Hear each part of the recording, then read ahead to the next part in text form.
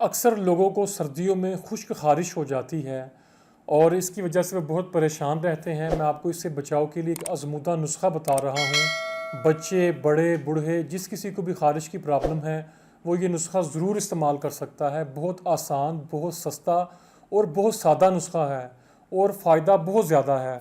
आप नोट फरमाइए। रोगने सरसों 150 ml और गंधक आंवला सार 10 ग्राम, मुश्क कपूर 5 ग्राम और काली ज़ीरी 5 ग्राम, तीनों चीज़ों को बारीक आपने करके रोगने सरसों में शामिल कर दें। 3 दिन के बाद ये इसको रखी रखें। 3 दिन के बाद आप इसको इस्तेमाल करें बॉडी पर जहाँ भी आपको ख़ारिश की प्रॉब्लम है। इंशाल्लाह 1 घंटा लगा रहने दें। इसके बाद इसको वॉश करें। आप देखेंगे कि आपकी ख़ारिश आना बिल्कुल ख़त्म हो जाएगी। और इसको लगाने से पहले अच्छी तरह मिक्स ज़रूर कर लें ताकि इसके अज्ज़ा अच्छी तरह डिज़ोल्व हो सकें। इंशाल्लाह पुरानी से पुरानी ख़ारिश चंद दिनों में ही ठीक हो जाएगी। अपना ख्याल रखिए और इस वीडियो को ज़्यादा से ज़्यादा शेयर कीजिए। अल्लाह हाफ़िज़।